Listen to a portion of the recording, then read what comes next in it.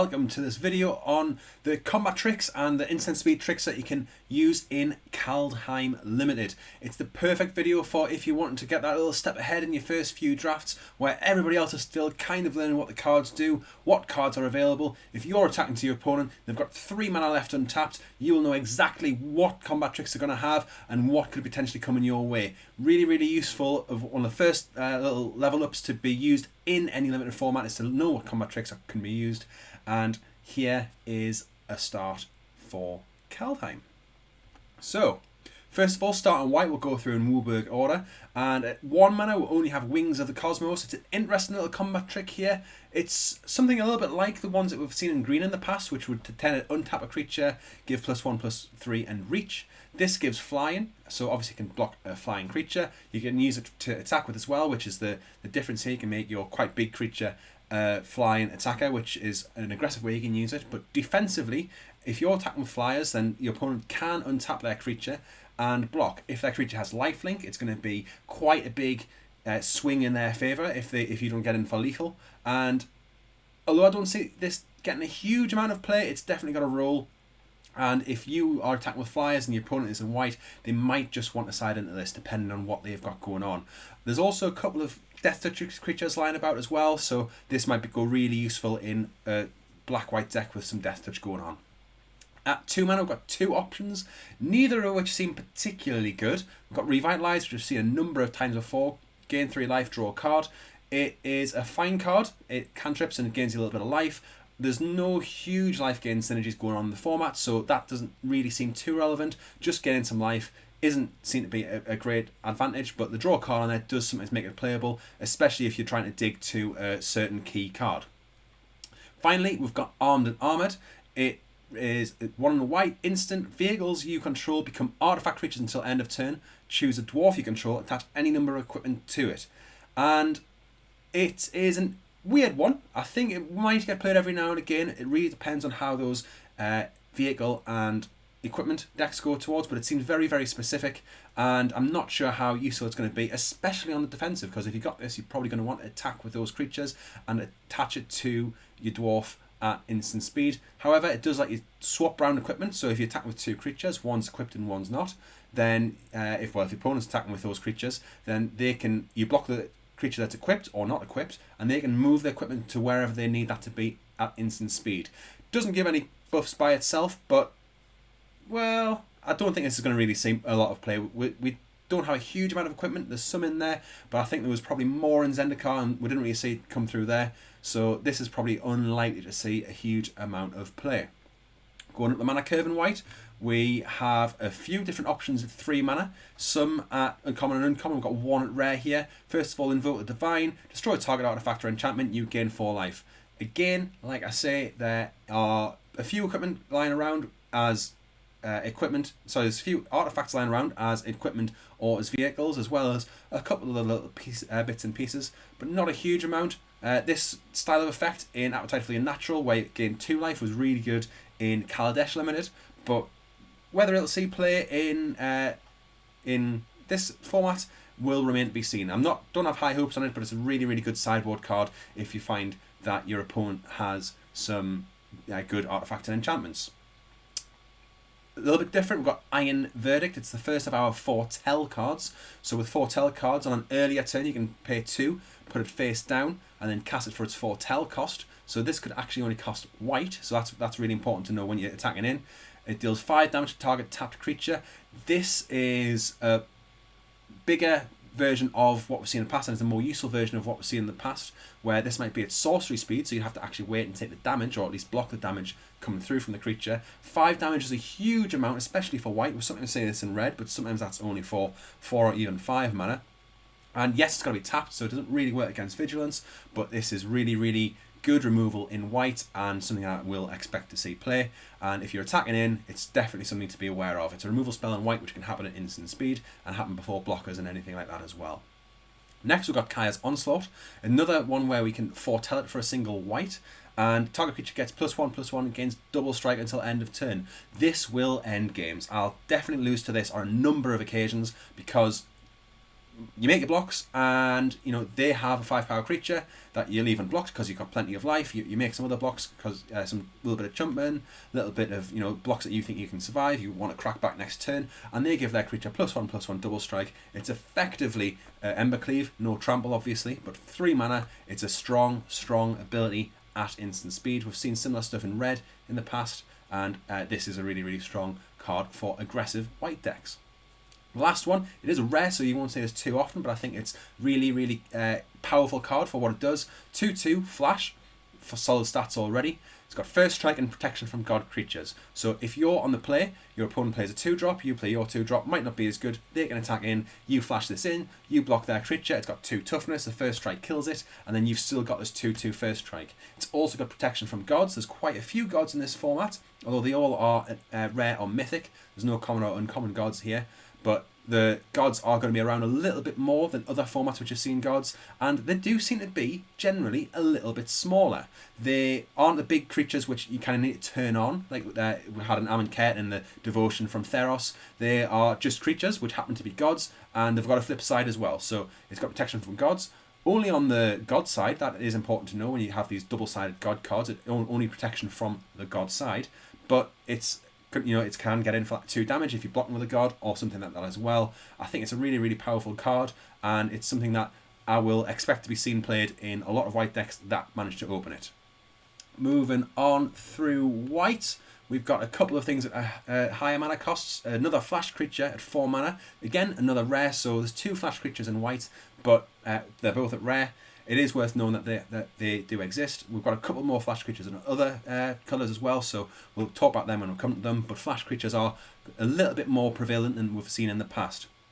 4 mana, 3/4 flash flying, already really good mana cost. It's got a foretell for 2 and a white, and when Glorious Protector enters a battlefield, you may exile any number of non-angel creatures you control until it leaves the battlefield.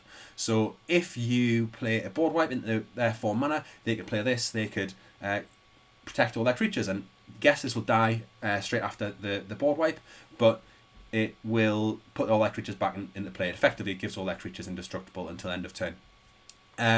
There is another line of play, so if you've got to remove a single one of their creatures, they can flash this in. They'll exile theirs. They've got a 3/4 blocker, and when you remove it, they get their creature back. So it kind of negates one of your removal spells. It's a strong card. You'll see play, potentially a little bit of standard play, although not likely on that. It is still a really solid card to be playing, and one I would probably have in all my white decks. Warhorn Blast, interesting version of this card that we've seen a few versions of before. 5 mana, instant speed, creatures you control get +2/+1 until end of turn. Quite expensive for that. Usually you'd have Inspired Charge, which is 2 white. But the key thing here is you can foretell it for 2 and a white, so you can put this up the turn before and then cast it with 2 and a white the next turn, potentially with another spell. And twin spells is something which is coming in with the black-white archetype mainly. So that does seem a really good way to surprise and a good include for some white decks. So white has some good aggressive strategies in the instance, and a lot of instances which can help those aggressive strategies, but we've also got a couple of flash creatures which are powerful in their own right, even if they are just rare cards. Moving on to blue, and we'll start off with a card we've seen a few different types of before. It's a cost of blue, it's a flash creature, and it gives another creature that the opponent controls -2/-0 until end of turn. Really good against 1 toughness creatures, obviously. If there's a few 2/1s in the format, then it's incredible. It just takes them out straight away. In fact, it even takes out 3/1s quite handily, because it's got an extra point of toughness than we're quite used to in recent sets. Only costs 1 mana. It's really impressive, and you might be surprised if you've not really seen much of this effect before. It will definitely see play in some of these blue decks. Going on to 2 mana, I will say at this point we don't have the counter spells in here. I'll come to the counter spells in their own little section. We've got 4 different spells that we can cast here. First of all, Depart the Realm. Return target non-land permanent to its owner's hand. It's an unsummon, and you can foretell it for blue. Unsummon is really playable. I think this would be fairly playable at 1 and a blue, but the foretell makes it a little bit better. And blue-white has a few foretell synergies, so cards which make the foretelling cheaper, or draw your card when you cast a foretold spell or something like that. So, if they've got some foretell things going on, they'll probably have a few foretell cards ready to cast. This could be one of them, and it's good to know about if they've only got blue mana. If they only have a blue mana open and they are attacking, then there's a few different, so they've got one blue mana open, then you can cast this, or Mystical Reflection, which will come on in a second. Absorb Identity, return target creature to its owner's hand. You may have shapeshifters you control become copies of that creature until end of turn. This is a really interesting card. So if you're in shapeshifters, and shapeshifters seem to be a blue-green archetype, they're mainly in the Simic colours, then they could have a few shapeshifters and one really big creature, or you've got a really big creature, and if they attack with their shapeshifters, say they've got 3 or 4, they return your big creature to your hand before you get the block, and all of a sudden they have an army of 6/6s or something like that. And I think this is going to be one of those really annoying cards to play around. If your opponent's playing with shapeshifters, I'd really be wary of this card. Third one on the list here, again, an effect that we've seen before. Enchanted creature or vehicle, flash, and enchanted creature gets -3/-0. So enchanted creature gets -3/-0. The vehicle doesn't have power before it becomes a creature, so that's why it's worded in that way. And it's a solid removal spell in blue. It'll negate an attacker. You'll still be able to do things with it. Note that if you attaches to a creature, it'll have a lot tougher time to crew vehicles. So if they do vehicle stuff, then that's relevant there. We will be seeing a little bit of vehicles in this set, but it doesn't seem to be a huge factor of what we're going to see. Finally, interesting card. It is rare, but it's one that's had a lot of people talking, including myself. Mystic Reflection, 1 in a blue, and it can be foretold for a single blue. Choose target non-legendary creature. The next time one or more creatures or planeswalkers enter the battlefield this turn, they enter as copies of that chosen creature. So, you choose a creature. It's on the battlefield anywhere, or the caster chooses a creature. When they do this, the next time a creature enters the battlefield this turn, so a spell's on the stack, for example, then the creature that enters the battlefield will be a copy of the chosen creature. This could be their creature, so if they want to upgrade one of their own creatures, maybe it's a 2/2 for 2, maybe it's a couple of tokens that are coming in, then they can upgrade their creature to anything that's on the battlefield. If you're casting a big creature, they can make your big creature into something rubbish. So it's a good offensive and defensive spell. Remain to see how good it is in actual gameplay. It's a really hard one to get your head around. There's definitely some at least janky constructed uses for this, and potentially some quite powerful stuff as well. But for limited, I think it's probably going to see play whenever it gets open in a blue deck, but we'll have to wait and see. It's a little bit like removal, or a little bit like a Frogify if you have the right setup. Going on to some higher costs at 4 mana. Look, we don't have any 3 cost cards in blue, although Cosmos Charger does have Foretell for 2 in a blue. These Foretell cards are really messing with kind of what can be cast at what time.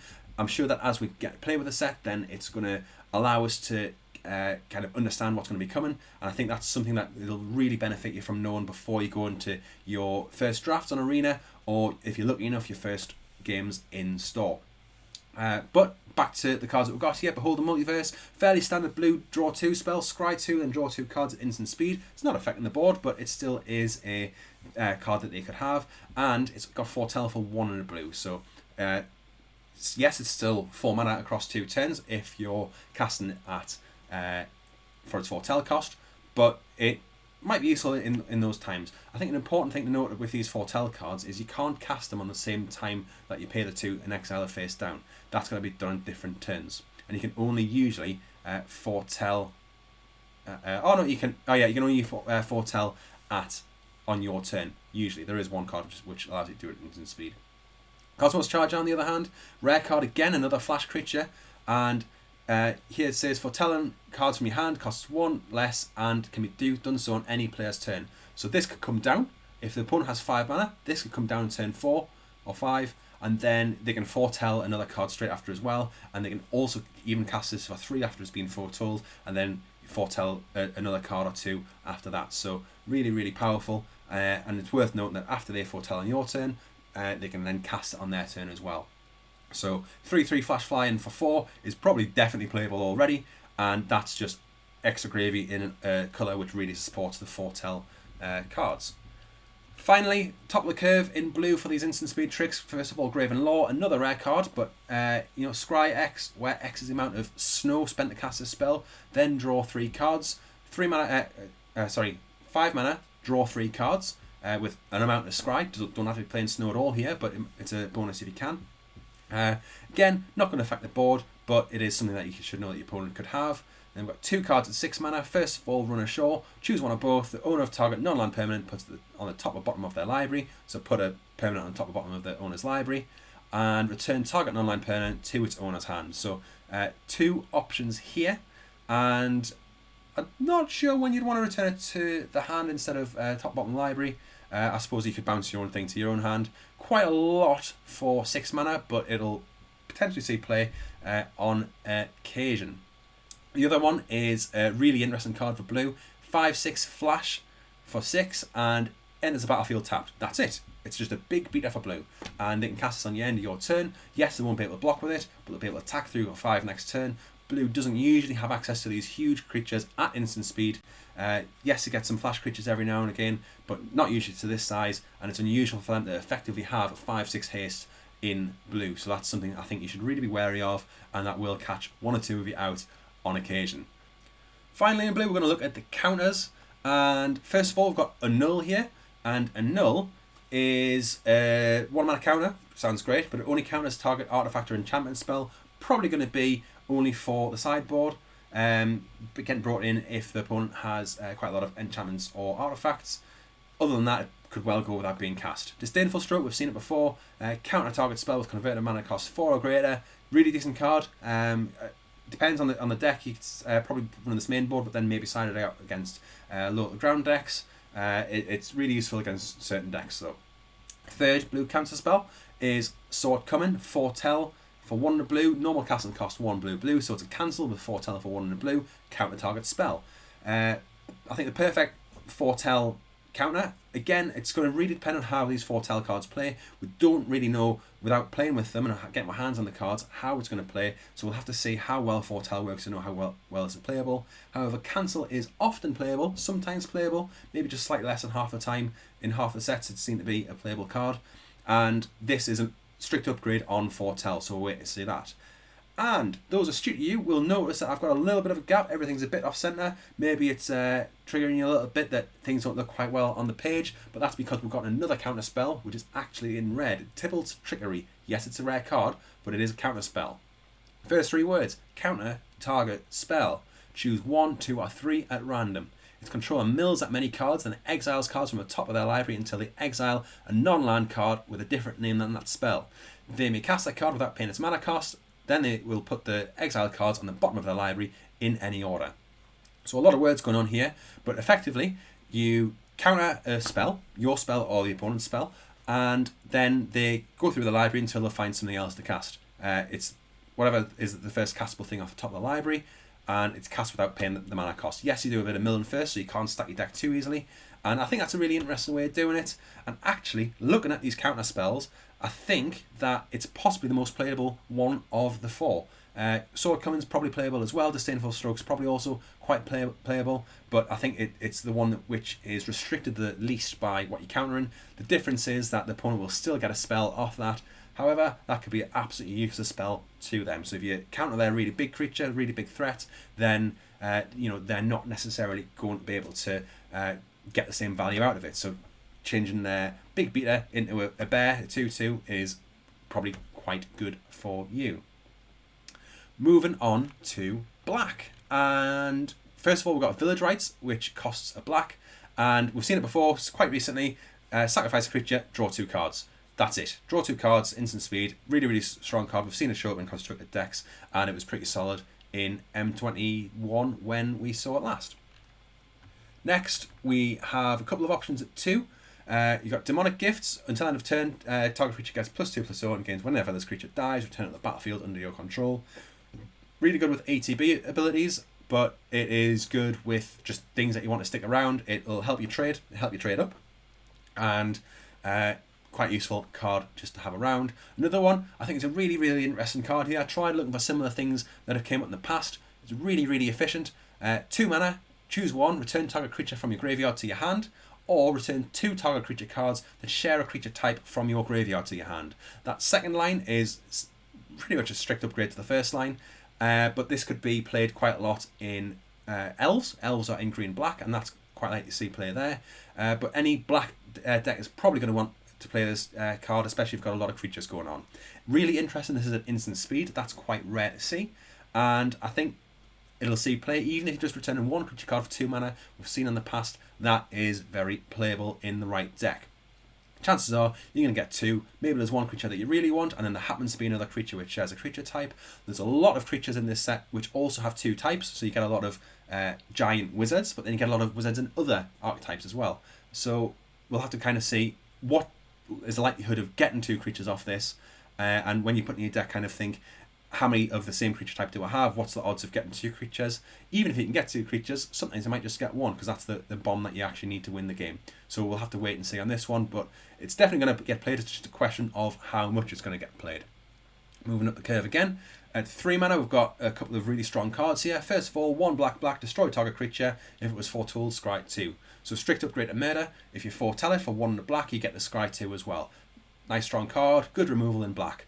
And to be honest, you could probably splash this as well if you're going to foretell it. So I really like Poison the Cup. On the other hand, rare card again, but a really, really interesting one. 2 and a black, create X 2/2 black zombie berserker creature tokens, where X is a number of non-token creatures that died this turn, and foretell for a single black. And this is a really, really, really strong card in the right context. So imagine the case, you're attacking in to your opponent. They've got a single black left up and this foretold. You don't know it's there because you don't know what the foretold cards are. They're attacking into you. You're attacking into them. They make some weird blocks. They trade off a load of creatures. You can cast your pump spell, so it could be give everything +2/+1 if you're in white, and you get in for a decent amount of damage, but didn't quite get in for lethal.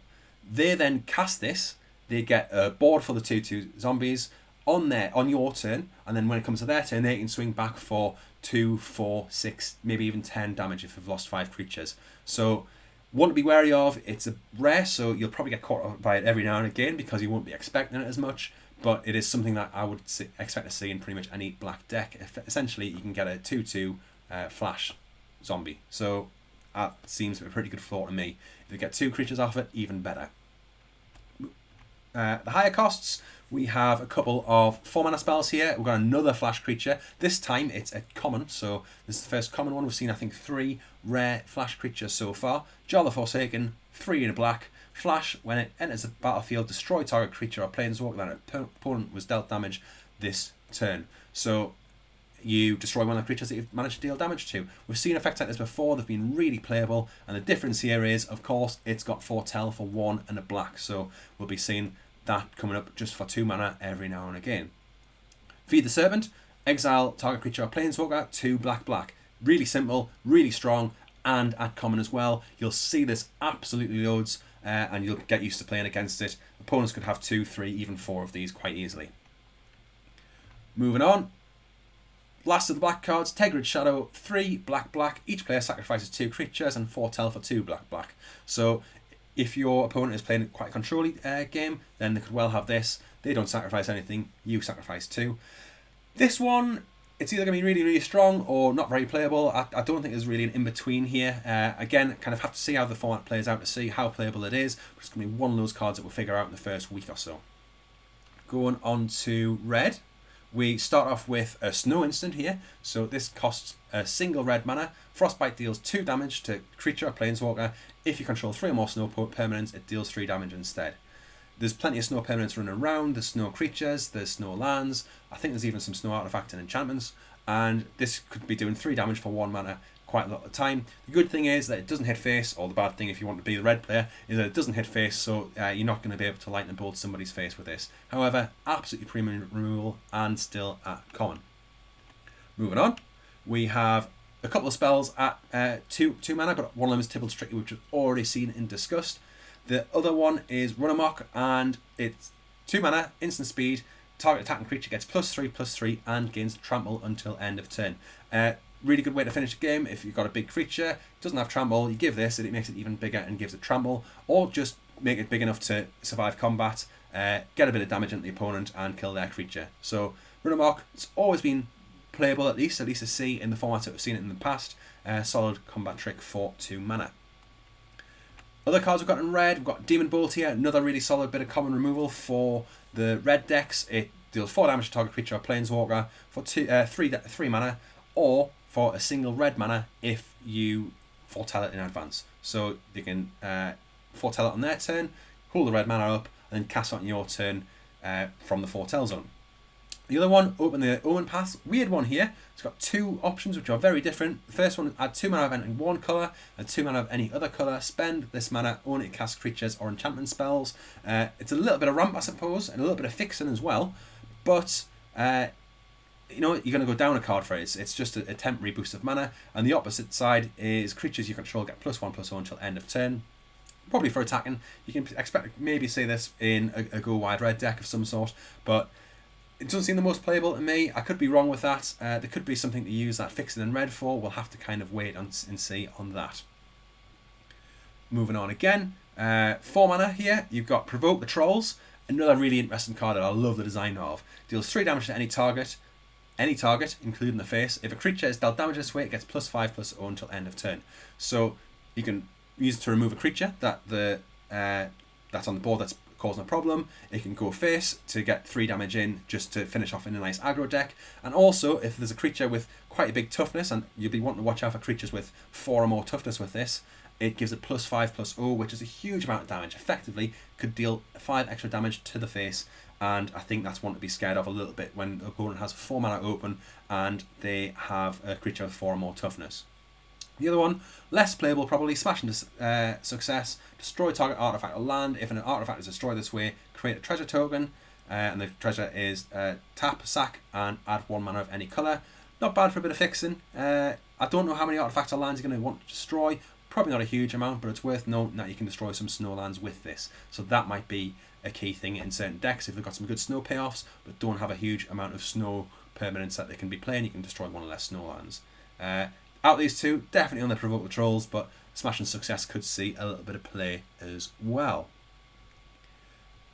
We also have Dual Strike. Now this is a 2 mana spell, but I thought it was worth putting it with the high mana spells because it's got to be used with something else. Whenever you cast your next instant or sorcery spell with converted mana cost 4 or less this turn, copy that spell. You may choose new targets for this copy. Foretell for a red. So you could use it with some of the foretell spells that we saw earlier, which have a single red for their foretell cost as well, and you get 2 removal spells off this. So it might get played. I think there's enough place to play it.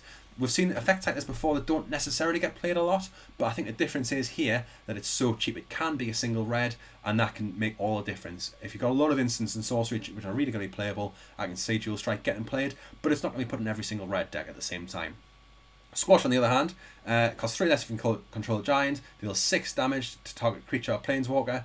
If you can cast it for 2, that's absolutely amazing. If you can only cast it for 5, it's still a really good card. I can't see why you wouldn't want to put this in any red deck, and giants are in blue-red, so you're going to generally have at least a chance of having a giant out if you're going to play this card. So, premium removal again, especially if you can cast it for 2 mana, and something to watch out for. Final colour, green. We've only got 4 cards to talk about here, but the first one is an absolute doozy. Snakeskin Veil costs a single green mana. Put a +1/+1 counter on target creature you control. Gains hexproof until end of turn. So we've seen something similar to this in Blossom Defense in the past, which is a really, really strong card. That gives +2/+2 and hexproof to the creature for a single green.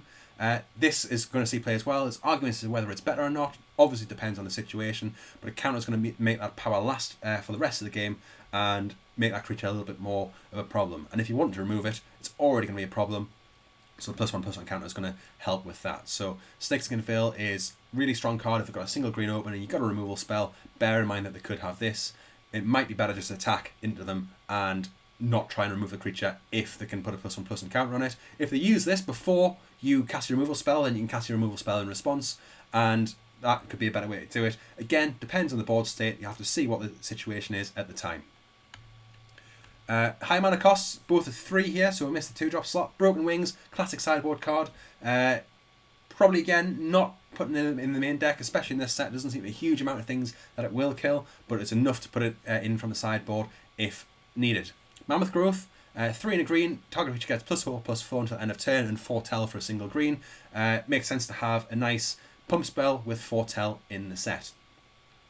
Finally, the final card we're going to look at today, Elven Ambush, a really powerful card. I think it's a really fun card in the elf decks. 4 mana, 3 and a green, and create a 1/1 elf warrior creature token for each elf you control. So if you can get 3 or 4 elves off this, it's going to be really good. Good for some jump blocking. So you're tapping in, they've attacked last turn, you've got everything tapped, you've got a few creatures. I'd be expecting to see this. And it can definitely win games. It's very situational. I'd only see it in the elf decks, so not every green deck's going to play it, but it will do a lot of damage. And that's it. I hope you've enjoyed it. I hope you're going to find this useful. I know it was really popular last time, so if you're new to the channel, give us a follow. We'll be putting out some good stuff for Kaldheim in the next few days. Now, I forgot the name of the set there. Putting some good stuff over the next couple of weeks on Kaldheim. I'll be putting my first couple of drafts up there, my first impressions and a few things like that. So the subscribe is great. Still quite a new channel. Really appreciate those subscribes and the likes to the video as well. Give us a comment of what type of content you'd like to see for Limited, and I hope to see you again very soon. Enjoy your drafts.